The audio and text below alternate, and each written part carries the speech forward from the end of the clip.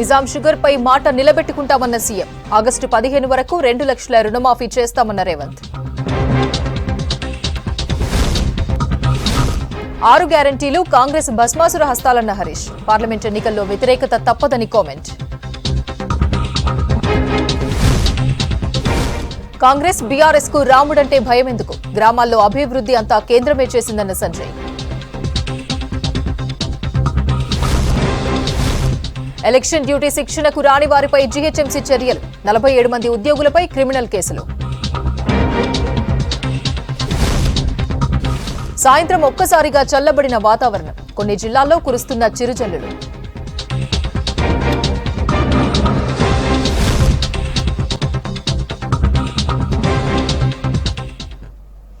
ఆదివాసీలకు ప్రాధాన్యత ఇచ్చింది కేవలం బీజేపీ పార్టీయేనన్నారు కేంద్ర మంత్రి కిరణ్ రిజిజు. ఆదివాసీ మహిళను రాష్ట్రపతిని చేసిన ఘనత బీజేపీకే దక్కుతుందన్నారు. మహబూబాబాద్ లో బీజేపీ అభ్యర్థి సీతారాం నాయక్ కు మద్దతుగా రోడ్ షో నిర్వహించారు కేంద్ర మంత్రి.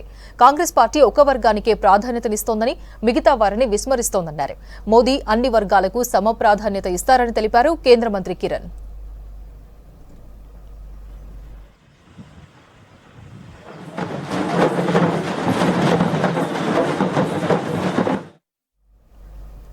మల్కాజ్గిరి కాంగ్రెస్ మీటింగ్ లో మంత్రి శ్రీధర్ బాబు మాట్లాడుతున్నారు. లైవ్ చూద్దాం. హరివర్ధన్ రెడ్డి గారు అధ్యక్ష గారు చెప్పారు, ఈరోజు ఈ ప్రాంతానికి సంబంధించి ఒక ఇండస్ట్రియల్ కారిడార్ని అభివృద్ధి చేయాలని కాంక్షతో వారు చెప్పిన ఆలోచన మేరకే, ముఖ్యమంత్రి గారి ఆలోచన మేరకు మొత్తం హైదరాబాదు 4 దిక్కుల కూడా రేపు రాబోయే కాలంలో ఒక ఐటీ హబ్ను, అదేవిధంగా ఒక ఇండస్ట్రియల్ హబ్ను, ఉపాధి కల్పించే పరిశ్రమలు నెలకొల్పాలని మన కాంగ్రెస్ పార్టీ ప్రభుత్వం ముఖ్యమంత్రి గారి ఆలోచన ముందుకు తీసుకెళ్లే కార్యాచరణ తీసుకుంటామని మీ అందరికీ మనవి చేస్తూ మేము ఒకటే మాట చెప్తా ఉన్నాం.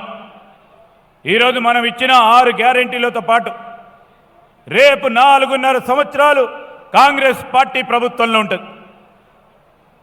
కార్యకర్తలు, నాయకులు ఇంకా బలంగా పనిచేసి సునీతా మహేందర్ రెడ్డి గారిని పెద్ద మెజార్టీతో గెలిపిస్తే ఈరోజు ఇంకా మాకు బాధ్యత పెంచి ముఖ్యమంత్రి గారి పైన ఇంకా బాధ్యత పెరిగి ఈ నియోజకవర్గానికి, మల్కాజ్గిరి నియోజకవర్గానికి సంబంధించిన ఏ సంక్షేమం, ఏ అభివృద్ధి కార్యక్రమం తలబెట్టాలన్నా ముఖ్యమంత్రి గారికి మల్కాజ్గిరి నియోజకవర్గం అంటే చాలా ప్రేమ ఉంది.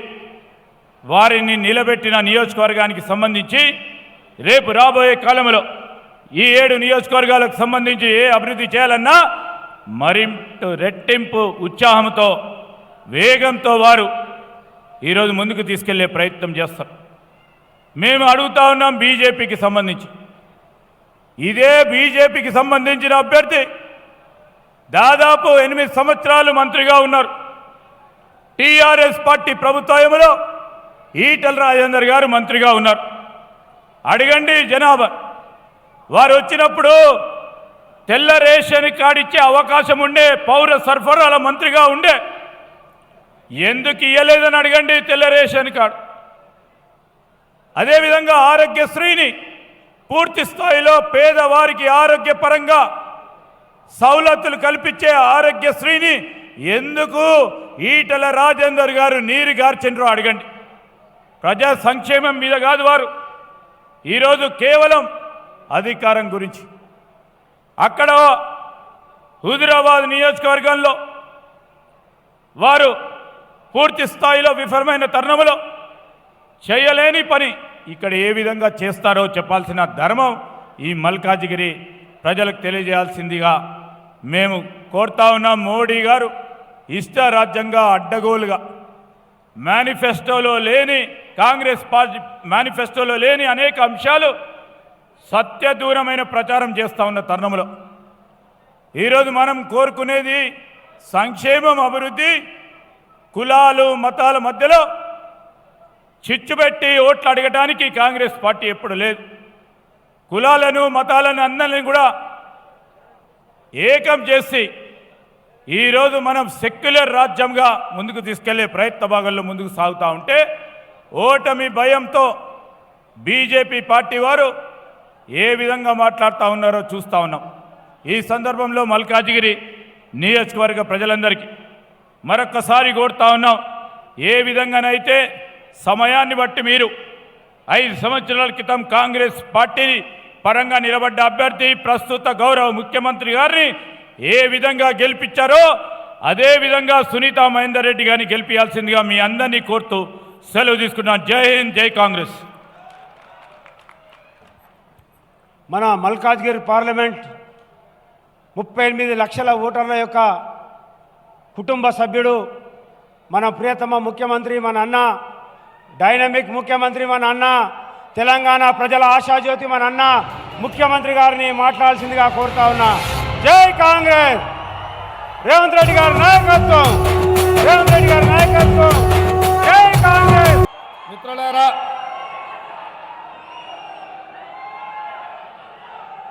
శ్రీమతి సోనియా గాంధీ గారు,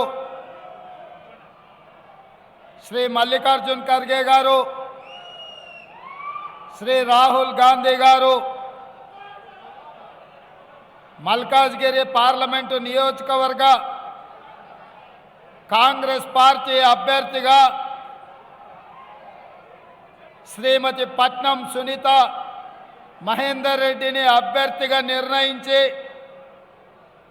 మన ముందుకు పంపిస్తే ఈరోజు ఈ నామినేషన్ ఎన్నికల ప్రచార కార్యక్రమాన్ని మీరందరూ దగ్గరుండి ఏర్పాటు చేసి ఇంత పెద్ద ఎత్తున వేలాదిగా తరలి వచ్చి సునీతా మహేందర్ రెడ్డి గారిని గెలిపించడానికి మీరు కృషి చేస్తున్నందుకు మీకందరు కూడా మనస్ఫూర్తిగా ధన్యవాదాలు, కృతజ్ఞతలు. మిత్రులారా, ఈ కార్యక్రమంలో పెద్దలు మధు యాస్కి గౌడ్ గారు, మిత్రుడు దుద్దిల్ల శ్రీధర్ బాబు గారు, మన ఇండియా కూటమి, మన మిత్రపక్షము మొన్నటి శాసనసభ ఎన్నికలలో కాంగ్రెస్ పార్టీకి సంపూర్ణమైన మద్దతు పలికి ఈనాడు ప్రభుత్వ ఏర్పాటు ప్రక్రియలో సంపూర్ణంగా సహకరించిన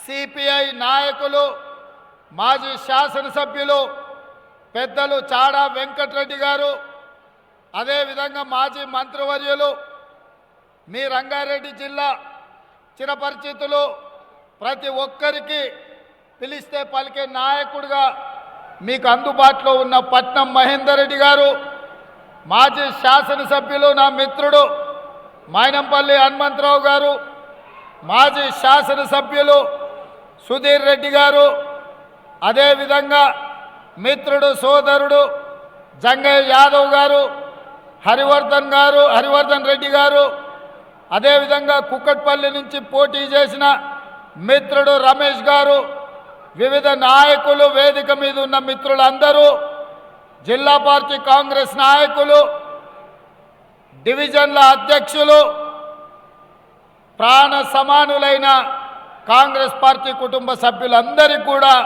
మనస్ఫూర్తిగా ధన్యవాదాలు, కృతజ్ఞతలు తెలియజేస్తున్న మిత్రులారా, ఈ వేదిక మీద ఉన్న చాలామంది మిత్రులు, ఇక్కడ హాజరైన వేలాది మంది కార్యకర్తలు 2018లో కొడంగల్ శాసనసభ నియోజకవర్గంలో చంద్రశేఖరరావు గారు కుట్రలు చేసి పోలీసులను పెట్టి అరెస్టు చేసి అడ్డుకొని ఆనాడు అక్కడ ఓడిస్తే ప్రభుత్వ కుట్రాన్ని మీరు గుర్తించి 2019 పార్లమెంట్ ఎన్నికల్లో ఈ మల్కాజ్గిరి నుంచి ఎన్నికల బరిలో దిగితే మీరే కథన రంగంలో కార్యకర్తలై, నాయకులై, మీరే కాంగ్రెస్ పార్టీ అభ్యర్థులై ప్రతి ఒక్కరిని ఇంటింటికి పోయి ప్రతి తలుపు తట్టి ప్రతి గుండెకు చేరి దేశంలోనే అతిపెద్ద పార్లమెంటు నియోజకవర్గమైన మల్కాజ్గిరి నుంచి నన్ను ఎంపీగా గెలిపించి ఢిల్లీకి పంపించిండ్రు. మిత్రులారా,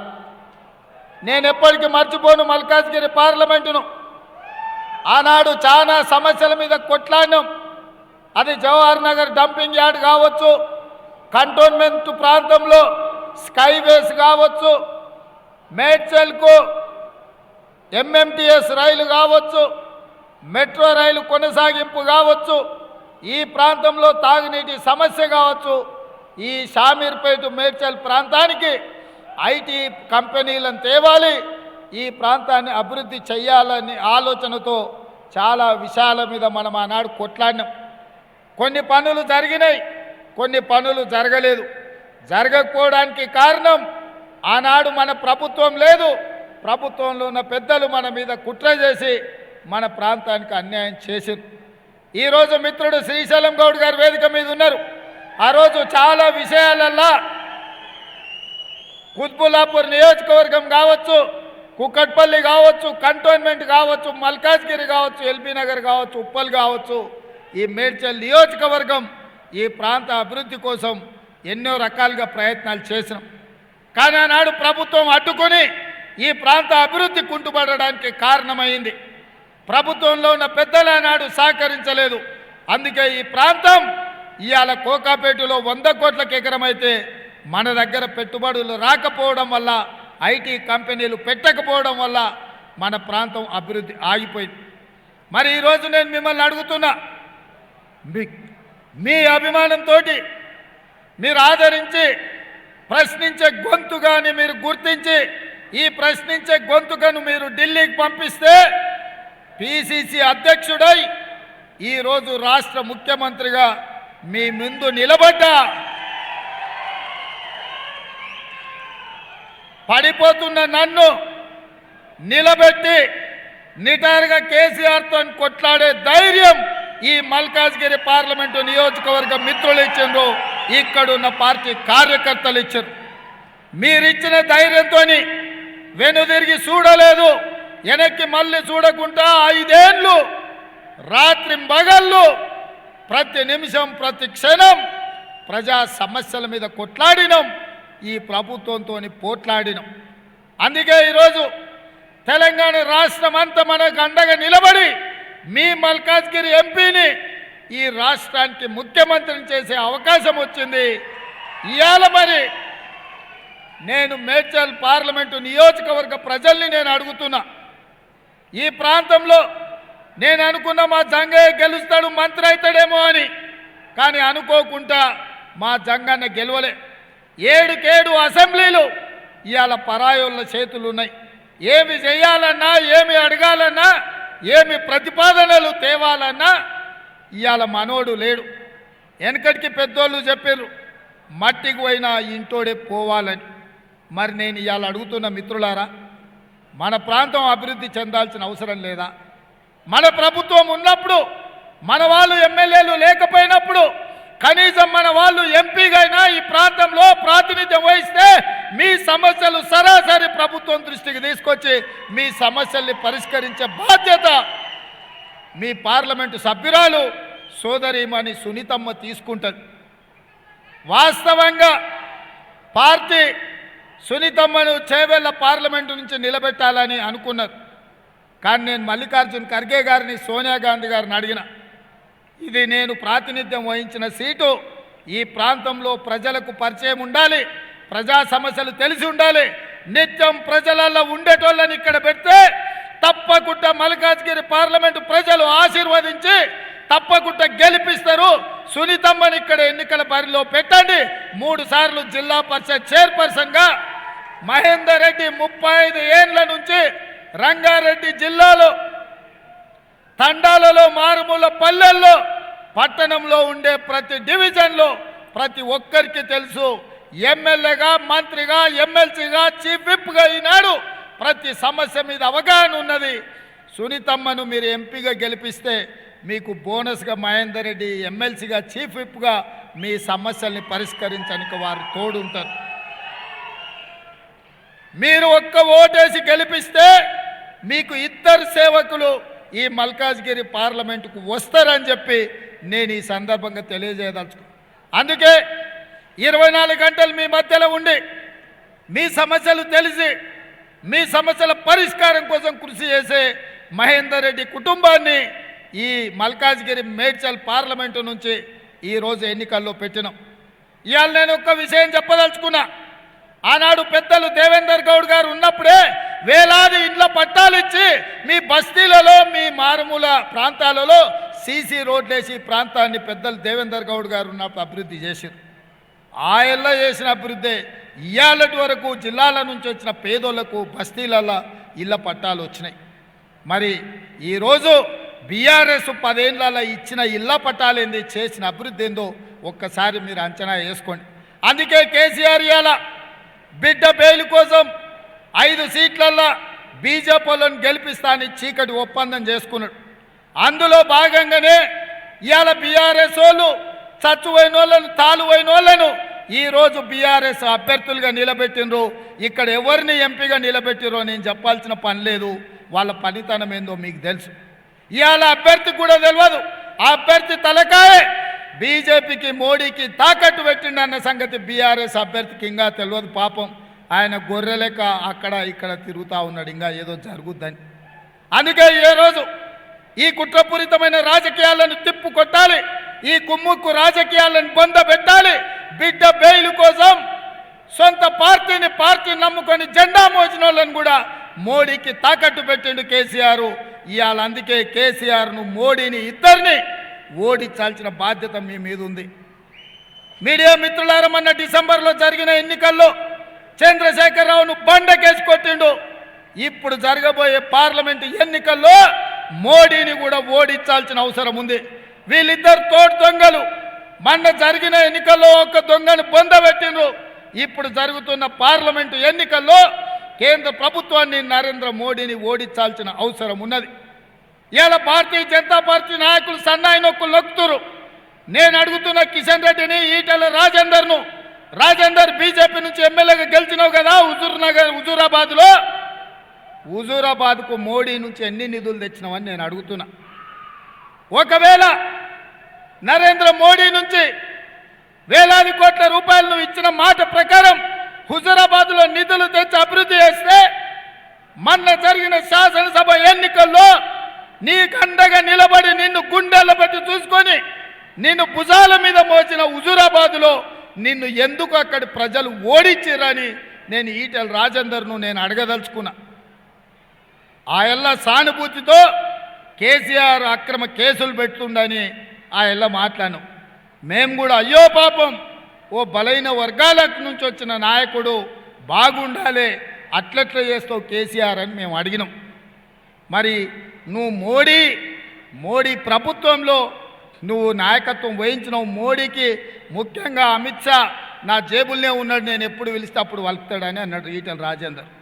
నిజమే, ఈటెల రాజేందర్కు అమిత్ షా దగ్గరోడే.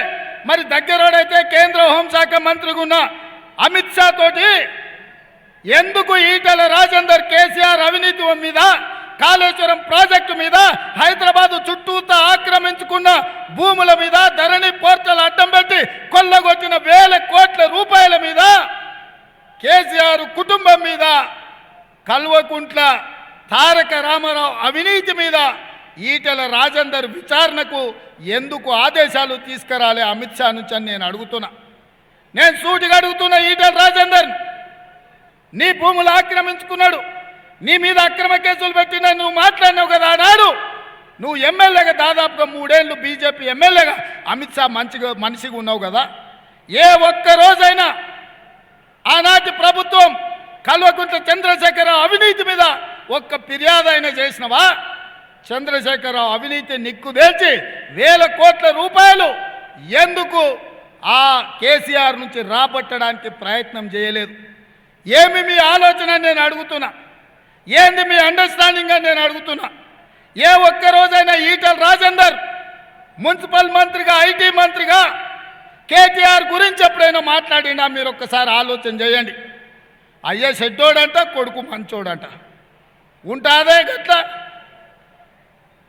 బర్రే దున్నపోతు చేనులో మేస్తే దూడ గట్టు మీద మేస్తుందా? మీరు చెప్పండి, ఒక్కసారి ఆలోచన చేయండి. దున్నపోతు చేనులో మేస్తే దూడేమైనా గట్టు మీద మేస్తుందా? ఆమ్దాలు పెడితే జొన్నలు మొలుస్తాయా? ఆమ్దాలు పెడితే ఆమ్దాలే మొలుస్తాయి కదా. అయ్య వంకరోడు అయితే కొడుకు టింకరోడే ఉంటాడు తప్ప అయ్యోటి కొడుకోటి ఉంటాడా? ఉంటారానే? ఎందుకు ఈటెల రాజేందర్ ఏ రోజు కూడా కేటీఆర్ గురించి మాట్లాడాడు? కేటీఆర్ అవినీతి మీద మాట్లాడాడు, టెలిఫోన్ ట్యాపింగ్ మీద మాట్లాడాడు. టెలిఫోన్ ట్యాపింగ్ మీద ఎందుకు కేసీఆర్కు వ్యతిరేకంగా ఫిర్యాదు చేయడు? 10 ఏళ్ళున్న మోడీ 10 ఏళ్ళు గజ్వెల్ కేడి ముఖ్యమంత్రిగా ప్రధానమంత్రిగా ఉన్నారు. వాళ్ళు ఇచ్చిన హామీలు అమలు చేసిండ్రా? 10 ఏళ్ళు ఉన్నోళ్ళు వాళ్ళే మళ్ళీ ఎంపీలు కావాలి, మళ్ళీ కేంద్రంలో ప్రధానమంత్రి కావాలంటారు. 10 ఏళ్ళు మీరు ఇచ్చిన హామీలు ఏమైనా అమలు చేసిండ్రా? నేను సూటిగా అడుగుతున్న ఈటెల రాజేందర్ని, 2014 2019లో నరేంద్ర మోడీ గారు ఇచ్చిన హామీల మీద నువ్వు చర్చకు సిద్ధంగా ఉన్నావా? నువ్వు ఒకవేళ సిద్ధమైతే మా మైనంపల్లి హనుమంతరావును చర్చలకు పంపిస్తా. మోడీ ఇచ్చిన హామీలు అమలు చేసిండ్రా మీరు? ఆనాడు చెప్పిండు మోడీ ప్రతి సంవత్సరం 2 కోట్ల ఉద్యోగాలు ఇస్తా అన్నాడు. 10 ఏళ్లలో 20 కోట్ల ఉద్యోగాలు ఇచ్చి ఉండాలి. కానీ పార్లమెంటులో నేను అడిగిన ప్రశ్నకు 7,21,680 ఉద్యోగాలు ఇచ్చిన అన్నాడు. చెప్పింది 20 కోట్లు, ఇచ్చింది 7 లక్షలు. ఎవరి ముక్కులో పెట్టాలి ఆ ఉద్యోగాలని నేను అడుగుతున్న ఈటెల రాజేందర్. ఇదే కాదు, ఈ దేశంలో రైతుల ఆదాయం పెంచాలి, 2022 లోపల రైతుల ఆదాయాన్ని 2 చేస్తానని ఆయన ఎన్నికల్లో హామీ ఇచ్చిండు. నేను ఇవాళ అడుగుతున్నా, రైతుల ఆదాయం పెంచలేదు కానీ రైతు వ్యతిరేక నల్ల చట్టాలు తెచ్చి ఈ రాష్ట్రంలో ఆత్మగౌరవంతో ఈ దేశంలో బతుకుతున్న రైతులను అదానీ అంబానీలకు అమెజాన్లకు తాకట్టు పెట్టి శాశ్వతంగా మన భూముల్లోనే మనం బానిసలుగా బతికే నల్ల చట్టాలు తీసుకొస్తే లక్షలాది మంది ఢిల్లీ సరిహద్దుల్లో మోహరించి సైనికుల్లాగా మోడీతోని కొట్లాడి మోడీని ఓడించి మెడలు వంచి రైతు వ్యతిరేక నల్ల చట్టాలు వాపసు తీసుకునేటట్టు చేసి మోడీ చేత రైతుల క్షమాపణ చెప్పించిండ్రు. మరి ఇంత జరిగినా రైతులకు ఆదాయం 2 అయ్యేటట్టు చేసిండా? అంతెందుకు, పార్లమెంటులోనే మాట ఇచ్చిండు, రైతు పండించిన పంటకు కనీసం మద్దతు ధర ఇచ్చి కొంటామని. ఇవాళ రైతు సంఘాలన్నీ, రైతు కూలీల సంఘాలన్నీ నరేంద్ర మోడీని ప్రశ్నిస్తున్నాయి. భారతీయ జనతా పార్టీ ప్రభుత్వం చట్టబద్ధత కల్పించి కనీసం మద్దతు ధర చట్టాన్ని చేయమని, రైతులు పండించిన పంటను కొనడానికి కూడా కనీసం మద్దతు ధర స్వామినాథన్ కమిషను ఇచ్చిన రిపోర్ట్లను అమలు చేయడానికి సిద్ధంగా లేరు. ఈ రైతులను దోకా చేసింది నరేంద్ర మోడీ కాదా? అలాంటి నరేంద్ర మోడీ తరఫున ఈటెల రాజేందర్ ఎట్లా ఎన్నికల్లో ఓట్లు అడుగుతాడని నేను రాజేందర్ గారిని నేను అడుగుతున్నా. ఇదే కాదు, రాజకీయ నాయకుల అవినీతితో స్విస్ బ్యాంకులో లక్షల కోట్ల రూపాయలు అక్కడ దాచిపెట్టుకున్నారు. ప్రధానమంత్రి అయిన ఎంబడే స్విస్ బ్యాంకులో ఉన్న లక్షలాది కోట్ల రూపాయలు తెచ్చి జన్ ధన్ ఖాతాలో ప్రతి పేదవాడికి 15 లక్షల రూపాయలు ఖాతాలో వేస్తా అని నరేంద్ర మోడీ చెప్పిండు. నేను అడుగుతున్న ఈడున్న మా అక్కళ్ళు, మా కళాకారులను, మా మిత్రుల్ని, మీ ఖాతాలో నరేంద్ర మోడీ 15 లక్షలు వేసిండా? పోని 15,000 వేసిండా? పోని 15 పైసలన్నీ వేసిండా? ఒక్క పైస కూడా నరేంద్ర మోడీ మన ఓట్లు ఎట్లా అడుగుతాడని నేను అడుగుతున్నా. ఇవాళ నరేంద్ర మోడీ గారు ఏం మాట్లాడుతున్నాడా? నిన్నమనైన మాటలు చూసిండు కదా. ఈ నిన్న కూడా హిందువుల ఆస్తులన్నీ గుంజుకోనంట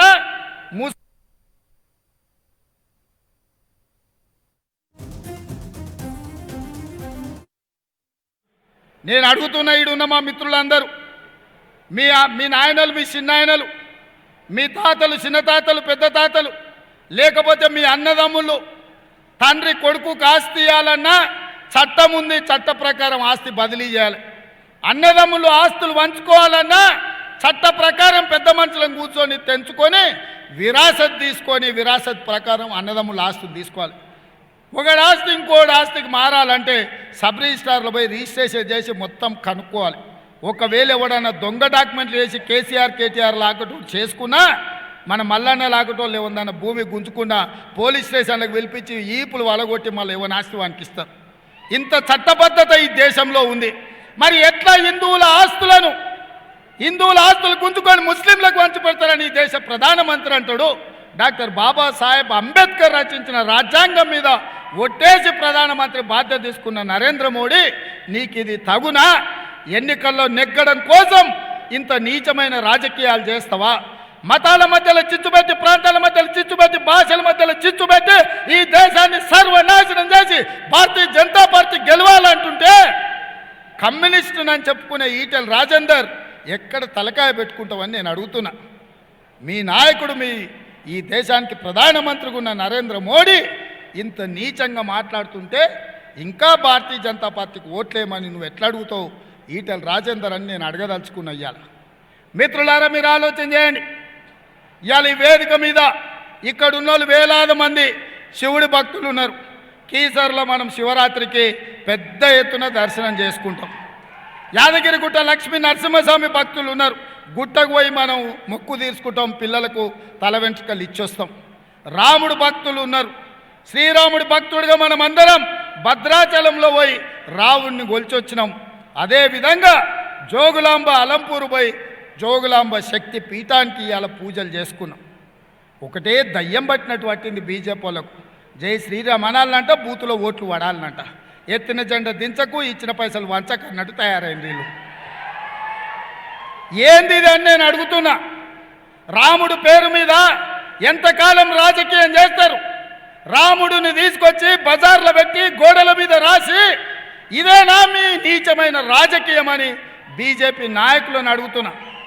అందుకే మిత్రులారా, దేవుడు గుడిలో ఉండాలి, భక్తి గుండెల్లో ఉండాలి. వాడే అసలైన హిందువు. నా మనసులో నుంచి మాట్లాడుతున్నా. నేను హిందువును, నేను దేవుణ్ణి నమ్ముతా. దేవుడి నమ్మకం నా విశ్వాసం. ముస్లింలు మహమ్మద్ ప్రవక్తను నమ్ముతారు, క్రిస్టియన్స్ యేసు ప్రభువుని నమ్ముతారు, సిక్కులు వాళ్ళ దేవునికి మొక్కుతారు. ఎవడి ధర్మము ఎవడి జాతి వాడిదే.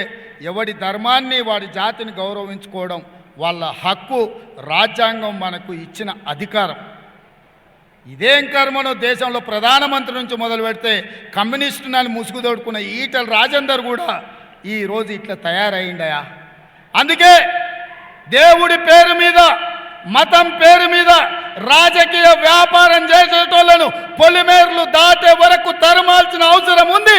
శాంతి భద్రతలను కాపాడి మత సామరస్యాన్ని నిలబెట్టి ఈ నగరాన్ని అభివృద్ధి చేసే బాధ్యత మన ప్రభుత్వం తీసుకున్నది, మనం తీసుకుంటాం. అందుకే మిత్రులారా, ఇవాళ వివేకంతో మనం వ్యవహరించాలి. వివాదాలతోని సంక్షేమాన్ని దెబ్బతీయొద్దు. అందుకే ఈరోజు బీజేపీ వాళ్ళకు చెప్పుకోవడానికి ఏంది లేదు. పేదవాడికి ఇల్లు ఇచ్చింది లేదు, నిరుద్యోగులకు ఉద్యోగాలు ఇచ్చింది లేదు, జన్ధన్ ఖాతాలో పైసలు వేసింది లేదు, రైతులను కాపాడింది లేదు. ఈరోజు ప్రపంచంలో ఉండే 125 దేశాలలో ఆకలి మీద ఒక సర్వే చేసిరు. ఏ దేశంలో ఆకలి ఎక్కువ ఉంది, పేదలు అన్నం దొరకక చస్తున్నారని సర్వే చేస్తే భారతదేశం 111వ స్థానంలో నిలబడ్డది. 125 దేశాలు ఉంటే ఈ దేశం ఆకలి ఇండెక్స్లో 111వ స్థానంలో ఉంది. నిజంగా నరేంద్ర మోడీ గారు సిగ్గుతో తల వంచుకోవాలి. పాకిస్తాన్, బంగ్లాదేశ్ కంటే భారతదేశం వెనుకబడ్డది. ఇంత దరిద్రం దేశంలో తాండవిస్తుంటే మతం ముసుగులో రాజకీయ ప్రయోజనం కోసం ప్రయత్నం చేయడం ఇది మంచిదా?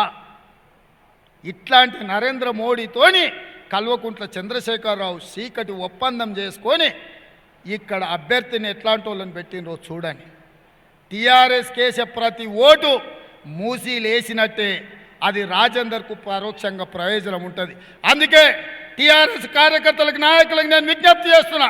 మీ నాయకుడు ఎప్పుడో మిమ్మల్ని తాకట్టు పెట్టిండు, నరేంద్ర మోడీకి తెగ నమ్మిండు. అందుకే మీరున్నది టీఆర్ఎస్లో అయినా మీరు వెయ్యాల్సింది కాంగ్రెస్ పార్టీకి. ఎందుకంటే ఒక సెక్యులర్, ఒక అభివృద్ధిని కాంక్షించే అభ్యర్థి మీకు కావాలంటే సునీతా మహేందర్ రెడ్డి గారు మల్కాజ్గిరి నుంచి ఎంపీగా గెలవాలి. అక్కని గెలిపించండి.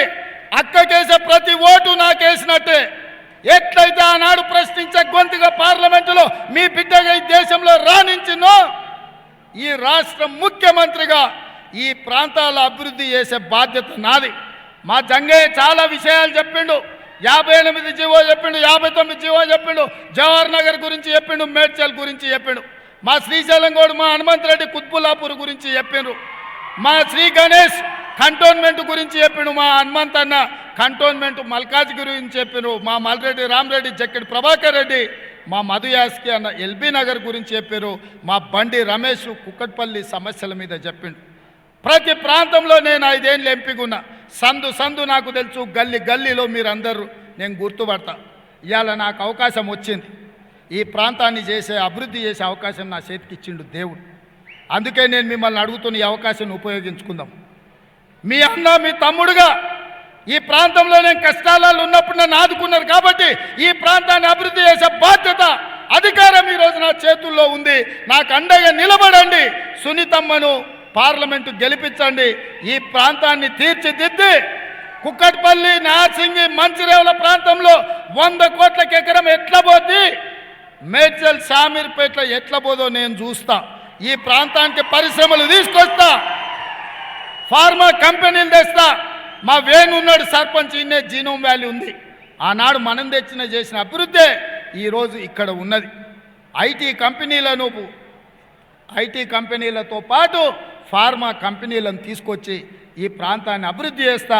వివిధ రాష్ట్రాల నుంచి, వివిధ ప్రాంతాల నుంచి వచ్చిన పేదలకు ఈ ప్రభుత్వం అండగా నిలబడుతుంది. తెల్ల రేషన్ కార్డులు ఇస్తామని చెప్పి నేను ఈ సందర్భంగా తెలియజేస్తున్నా. మిత్రులారా, ఈరోజు మీకు 500 రూపాయలకు సిలిండర్ ఇస్తే ప్రతి పేద బస్తీలో ఆడబిడ్డలకు మేలు జరిగింది. 200 యూనిట్లు ఉచిత కరెంట్ ఇస్తే వివిధ ప్రాంతాల నుంచి వచ్చిన మారుమూల గ్రామాల నుంచి వచ్చిన ప్రతి పేదవాడికి సహాయం జరిగింది. రాజీవ్ ఆరోగ్యశ్రీ పథకం అమలు చేస్తే 10 లక్షల రూపాయలు పేదోళ్లకు ప్రయోజనం కలిగింది. ఆర్టీసీ బస్సులో ఉచిత ప్రయాణం ఇస్తే ఆడబిడ్డలు ఎక్కడి నుంచి ఎక్కడికైనా పని చేసుకోవడానికైనా, ఉద్యోగానికి పోవడానికైనా, గుడికి పోవాలన్నా, పిల్లల్ని బడిలో ఇడవాలన్నా, అప్పుడప్పుడు ఇంటి ఆయన మీద కోపం వస్తే అమ్మగారి ఇంటికి పోవాలన్నా ఈరోజు ఆర్టీసీ బస్సు ఎవరిని అడిగే పరిస్థితి లేకుండా పోయింది. ఇవన్నిటినీ మీకు రద్దు చేయించాలని కుట్ర జరుగుతుంది బీజేపీ బీఆర్ఎస్. ఎవడు అడ్డం పడ్డా తొక్కుకుంటూ పోయి మీ సంక్షేమ పథకాలు అమలు చేస్తుంది ఈ ప్రభుత్వం. ఎవరు కుట్రలు చేసినా, కుతంత్రాలు చేసినా, కేంద్ర ప్రభుత్వం సహకరించినా సహకరించకపోయినా, చంద్రశేఖరరావు మీకు అన్యాయం చేయాలని చూసినా మిమ్మల్ని ఆదుకునే బాధ్యత ఈ ప్రభుత్వం తీసుకుంటుంది. మీకు అండగా నిలబడతాం. మళ్ళొక్కసారి మీకు అందరికీ విజ్ఞప్తి చేస్తున్నా, నేను మళ్ళీ తొందరలోనే వస్తా. అక్కను సునీతమ్మను పార్లమెంట్ సభ్యురాలుగా అత్యధిక మెజార్టీతో గెలిపించండి. అక్కకు అండగా నిలబడండి. ఈ సునీతమ్మకేసే ఓటు మీ సోదరుడు రేవంత్ రెడ్డికి వేసినట్టే మీరందరు గెలిపిస్తారు కదా, మీరందరు గెలిపిస్తారు కదా. గెలిపిస్తామన్న వాళ్ళందరూ లేచి నిలబడి చేయి పైకెత్తండి. జై కాంగ్రెస్, జై జై కాంగ్రెస్. చేతులు కనిపిస్తలేవురా నాయన, అన్ని చేతులే కనిపించాలి నాకు. ఇక్కడ కూడా ఆడ వెనకాల ఉన్న వాళ్ళు కూడా ఎత్తాల్సిందే. మీరు కళాకారులు, మీరు కూడా ఎత్తాలి. జై కాంగ్రెస్, హస్తం గుర్తుకే. ధన్యవాదాలు సోదరులారా. వరంగల్ కాంగ్రెస్ ఎంపీ అభ్యర్థి కడియం కావ్య నామినేషన్ దాఖలు చేశారు. ఎన్నికల రిటర్నింగ్ అధికారి జిల్లా కలెక్టర్ ప్రావీణ్యకు నామినేషన్ పత్రాలు అందజేశారు. 10 ఏళ్ల బీజేపీ పాలనలో అభివృద్ధి శూన్యమన్నారు కడియం కావ్య. బీజేపీ మతం పేరుతో ప్రజల మధ్య విద్వేషాలను రెచ్చగొట్టి ఓట్లు దండుకునే ప్రయత్నం చేస్తోందని ఆరోపించారు. వరంగల్ను విద్య, ఉద్యోగ, ఉపాధి రంగాల్లో అభివృద్ధి చేస్తామని హామీ ఇచ్చారు కడియం కావ్య. మీద అత్యంత నమ్మకంతో కూడా జాతీయ కాంగ్రెస్ అధ్యక్షురాలు సోనియా గాంధీ గారు, ఏఐసిసి ప్రెసిడెంట్ మల్లికార్జున ఖార్గే గారు, రాహుల్ గాంధీ గారు, ప్రియాంక గాంధీ గారు, అలాగే మన PCC president CM Revanth Reddy గారు, అలాగే ఉప ముఖ్యమంత్రి వర్యులు బట్టి విక్రమార్క గారు, మన లోకల్ మంత్రి కొండా సురేఖ గారు, మా శాసనసభ్యులందరూ బ్లెస్సింగ్స్ తోటి ఈరోజు నాకు వరంగల్ కాంగ్రెస్ లోక్సభ అభ్యర్థిగా టికెట్ ఇవ్వడం జరిగింది. ఈరోజు నేను నామినేషన్ ఫస్ట్ సెట్ వేశాను. నడిపిస్తున్న ప్రతి ఒక్కరికి కూడా నేను శిరస్సు వంచి నా నమస్కారం తెలియజేసుకుంటున్నాను.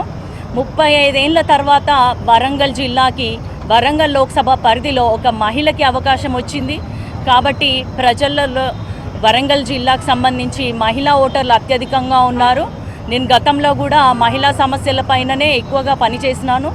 కాబట్టి ఫస్ట్ ప్రయారిటీ నాది మహిళలకి ప్రాధాన్యత ఉంటుంది. అది వాళ్ళ విద్య కానీ, ఆరోగ్యం గురించి కానీ ఏదైనా సరే. ఇంకొక విషయం ఏంటంటే, ఇక్కడ ఉన్న మన పెండింగ్ ఇష్యూస్ ఏదైతే రైల్వే కోచ్ ఒకటి ఫ్యాక్టరీ, తర్వాత మన రైల్వేని డివిజన్గా అప్గ్రేడ్ చేసుకోవడం కానీ, లెదర్ పార్క్ కానీ, ఇంకా అండర్ గ్రౌండ్ డ్రైనేజ్ సిస్టమ్ని పూర్తిగా నిర్మించడం కానీ, పెండింగ్ ఉన్న అంశాలపైన ఫస్ట్ నేను పోరాటం చేస్తాను. మనది ఒకటి ఎడ్యుకేషనల్ హబ్, ఐటీ హబ్, అలాగే ఇండస్ట్రియల్ హబ్గా కూడా తీర్చిదిద్దడానికి నేను నా శాయశక్తుల ప్రయత్నిస్తాను.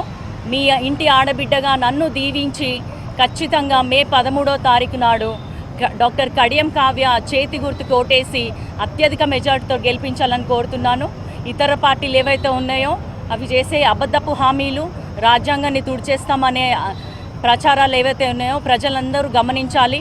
మన జీవితాలు బాగుపడాలంటే రాహుల్ గాంధీ గారు ప్రధానమంత్రి అయ్యే టైం ఆసన్నమైంది. మీరందరూ కూడా ఎట్లనైతే మొన్న అసెంబ్లీ ఎలక్షన్స్లో వన్ సైడ్ ఇచ్చేశారో, మెజారిటీ ఇచ్చి అందరినీ మన కాంగ్రెస్ ప్రభుత్వాన్ని ఏర్పాటు చేశారో, అదేవిధంగా కేంద్రంలో కూడా కాంగ్రెస్ ప్రభుత్వాన్ని ఏర్పాటు చేసే దిశగా అందరూ ప్రయత్నించాలి, అందరూ సహకరించాలి. అలాగే రాహుల్ గాంధీ ప్రధానమంత్రి అయ్యి నేను వారి కింద పనిచేసే విధంగా ఒక ఎంపీగా నన్ను ఆశీర్వదించాలని ప్రతి ఒక్కరిని కూడా మనస్ఫూర్తిగా కోరుకుంటూ సెలవు తీసుకుంటున్నాను. జై కాంగ్రెస్. పెద్దపల్లి జిల్లా రామగుండంలో బీఆర్ఎస్ కు షాక్ తగిలింది. బీఆర్ఎస్ ముస్లిం మైనారిటీ అధికార ప్రతినిధి ఎండి హఫీజ్తో పాటు సుమారు 100 మంది నాయకులు కాంగ్రెస్ లో చేరారు. ఎమ్మెల్యే మక్కాన్ సింగ్ సమక్షంలో కాంగ్రెస్ కండువా కప్పుకున్నారు. కాంగ్రెస్ ప్రభుత్వాన్ని ఎన్నుకున్న ప్రజలకు ధన్యవాదాలు తెలిపారు ఎమ్మెల్యే. ఇచ్చిన 6 గ్యారంటీల్లో ఇప్పటికే 4 అమలు చేశామన్నారు. ఎన్నికల కోడ్ తర్వాత మిగిలిన హామీలు అమలు చేస్తామన్నారు. లోక్సభ ఎన్నికల్లో పెద్దపల్లి నుంచి గడ్డం వంశీకృష్ణను గెలిపించాలని పిలుపునిచ్చారు ఎమ్మెల్యే మక్కాన్ సింగ్. आपका मोहब्बत प्यार इसी तरह रहेगा। फिर आप पार्लियामेंट इलेक्शन भी आए, एक बात सोचने की बात है, आज हिंदू मुस्लिम की बात नहीं, एक मोदी है। परसों तक ये स्टेट को केसीआर तेलंगाना को लूट पे लगा के लगा था, उसको आप लोग सबक दिए, मगर उसको 7 जमीन के अंदर दबा के रखने की जरूरत है, क्योंकि एक जमीन में फिर आ रहा हूँ, फिर बार बार आते जा रहा, उनको खत्म करने की जरूरत है। आज मोदी के लिए सोचने की जरूरत है। आज मोदी एक स्टेटमेंट दिया, अगर कांग्रेस प्रधानमंत्री बन गए तो इस देश में मुसलमान का सिर्फ मुसलमान की लूट होगी। कितना गलत बात है। आज हमारे कॉन्स्टिट्यूशन चेंज करने का मतलब एक दलितों का जो बाबा साहब अम्बेडकर जो कॉन्स्टिट्यूशन लिखा वो कॉन्स्टिट्यूशन निकालने की कोशिश कर रहा, मतलब कल वोट डालने को मुसलमान को नहीं, क्रिश्चियन को नहीं, हर दलित को, गरीब को और किसी को वोट डालना, किसको वोट नहीं डालने की तय करने वाला मोदी बनेगा, ये देश को बर्बाद करने वाला बनेगा। इसीलिए आज हम कल होने वाले पार्लियामेंट में इलेक्शन में पूरे जो उसको साथ देते हुए आ रहा बीआरएस, वो टीआरएस वाले को और वो बीजेपी को दफन करने की अगर हम लोग करने के लिए आगे तैयार नहीं हो तो हमारा इस देश में रहना मुश्किल हो जाएगा। పెద్దపల్లి పార్లమెంట్ సెగ్మెంట్లో ఎన్నికల ప్రచారం నిర్వహించారు కాంగ్రెస్ ఎంపీ అభ్యర్థి వంశీకృష్ణ. తనను గెలిపిస్తే పెద్దపల్లి జిల్లాను అభివృద్ధి చేస్తామన్నారు. మంచిర్యాల జిల్లా దండేపల్లి, లక్షెట్టిపేట్, పెద్దపల్లి జిల్లా ఎలిగేడు, జూలపల్లి మండలాల్లో ఎన్నికల ప్రచారం నిర్వహించారు.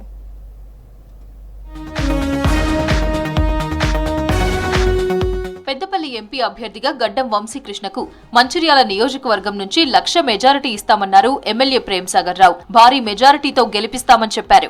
మంచిర్యాల జిల్లా దండేపల్లి, లక్షెట్టిపేట మండలాల్లో జరిగిన ఎన్నికల ప్రచార సభలో పాల్గొన్నారు ప్రేమ్సాగర్ రావు. తెలంగాణ వస్తే బతుకులు బాగుపడతాయనుకున్న యువత ఉద్యోగాలు లేక ఆటో డ్రైవర్లుగా మారారన్నారు పెద్దపల్లి కాంగ్రెస్ ఎంపీ అభ్యర్థి వంశీకృష్ణ. తాను ఎంపీగా గెలిచిన తర్వాత ఈ ప్రాంతంలో పరిశ్రమలు ఏర్పాటు చేసి యువతకు ఉద్యోగ ఉపాధి అవకాశాలు కల్పిస్తానన్నారు. కార్యక్రమంలో చెన్నూరు ఎమ్మెల్యే వివేక్ వెంకటస్వామి కూడా పాల్గొన్నారు. తెలంగాణ వస్తే మన జీవితం మారిపోతుంది, మన బతుకులు మారిపోతాయని ఏదైతే మనం అందరం నమ్మి చూసినామో మోసపోయినాం మనం గత 10 సంవత్సరాలు అని చెప్పి ఇవాళ మనకు తెలుస్తుంది. మన యువత ఎంబీఏలు, బీకాంలు చదువుకొని ఈరోజు ఆటోలు నడుపుకున్న పరిస్థితి ఉన్నది. ఇది ఎంత బాధాకరమైన విషయమో నాకు తెలుసు. వచ్చే ఎన్నికల్లో మీ అందరి కోరుకున్నది ఏంటంటే నన్ను మీ ఇంట్లో ఒక చిన్న కొడుకు లెక్క చూసి మీ అందరు నాకు ఆశీర్వాదం ఇస్తే మీకోసము పార్లమెంట్లో మీ చిన్న కొడుకు లెక్క ఒక వాయిస్ అయ్యి ఖచ్చితంగా మన ప్రాంతానికి నిధులు తీసుకొచ్చే పోరాటం చేస్తా అని చెప్పి మీ అందరికీ మాటిస్తున్నాను. గడ్డం వంశీకృష్ణను ఎంపీగా గెలిపిస్తే ఇద్దరం కలిసి జోడెట్లలా పనిచేస్తామన్నారు పెద్దపల్లి ఎమ్మెల్యే విజయరమణారావు. పార్లమెంట్ ఎన్నికల తర్వాత 100 రోజుల్లో ఎలిగేడుకు పోలీస్ స్టేషన్ తీసుకొచ్చే బాధ్యత తనదన్నారు. ఎన్నికల ప్రచారంలో భాగంగా కాంగ్రెస్ అభ్యర్థి వంశీకృష్ణతో కలిసి ఎలిగేడు, జూలపల్లి మండలాల్లో ప్రచారం చేశారు. మీరు కేంద్రంలో కాంగ్రెస్ పార్టీ రావాలంటే సోదరుడు గడ్డం వంశీ గెలవాలి. ఇవాళ నేనైతే మీకు ఎట్లయితే అందుబాటులో ఉన్నానో నా మీదనైతే మీకు ఎట్లయితే నమ్మకం ఉందో రేపు గడ్డం వంశీ గారు కూడా యువకుడు. రైతు ద్రోహి కేసీఆర్ గారు అని చెప్పి మీ అందరూ గమనించాల. మబ్బు మాటలు చెప్పి ఇంటింటికి ఒక ఉద్యోగం వస్తుంది అని చెప్పి మన డబుల్ బెడ్రూమ్ స్కీము ఈ స్కీమ్ అని చెప్పి మీ అందరు తెలుసు. అప్పట్లో అల్లుడు వస్తే ఎక్కడ ఉంటాడు, మేక వస్తే ఎక్కడ ఉంటుంది, గొర్రె వస్తే ఎక్కడ ఉంటుంది అని చెప్పి మన బతుకుల మీద ఎగతాళి చేసినాడు అప్పుడు టీఆర్ఎస్ ప్రభుత్వం. కానీ ఇప్పుడు మీరు చూస్తే 10 సంవత్సరాల క్రితము అప్పట్లో ఇందిరమ్మ ఇల్లులు కట్టినవే గుర్తు చేసుకుంటున్నారు మీ అందరూ అని చెప్పి మన రీసెంట్ అసెంబ్లీ ఎలక్షన్స్లో కూడా తెలిసింది. అదేవిధంగా ఇప్పుడు నేను మీ అందరి ముందు మీ ఇంట్లో ఒక చిన్న కొడుకు లెక్క నన్ను చూసి మీరు నన్ను ఆశీర్వదించి వచ్చే ఎన్నికల్లో నాకు ఆశీర్వదించి పార్లమెంట్ పంపిస్తే ఖచ్చితంగా పార్లమెంట్లో మీ వాయిస్ అయ్యి మీ గొంతు అయ్యి ఇక్కడ దక్కాల్సిన నిధులన్నీ పోరాడి మరి ఇక్కడ తీసుకొస్తా అని చెప్పి మీ అందరికీ సభాముఖంగా మాటిస్తున్నాను. ఉదయం పెద్దపల్లి జిల్లా మంథని మండలంలో పర్యటించారు కాంగ్రెస్ ఎంపీ అభ్యర్థి గడ్డం వంశీకృష్ణ. కల్వజర్ల హనుమాన్ ఆలయంలో దుద్దిళ్ల శ్రీనుబాబుతో కలిసి ప్రత్యేక పూజలు చేశారు. నియోజకవర్గంలో పాడి పంటలు సమృద్ధిగా పండి ప్రజలంతా సంతోషంగా ఉండాలని దేవుడిని కోరుకున్నట్లు చెప్పారు. ఈ సందర్భంగా వంశీకృష్ణను ఆలయ అర్చకులు శాలువాతో సన్మానించి తీర్థ ప్రసాదాలు అందజేశారు. పెద్దపల్లి లోక్సభ కాంగ్రెస్ అభ్యర్థి గడ్డం వంశీకృష్ణ వాహనాన్ని తనిఖీ చేశారు పోలీసులు. గోదావరి కనిలోని గోదావరి బ్రిడ్జ్ దగ్గర వంశీకృష్ణ కారుతో పాటు కాంగ్రెస్ నేతల కార్లను పరిశీలించారు. ఎన్నికల కోడ్ అమల్లో ఉండడంతో వాహనాలు తనిఖీ చేశామన్నారు పోలీసులు.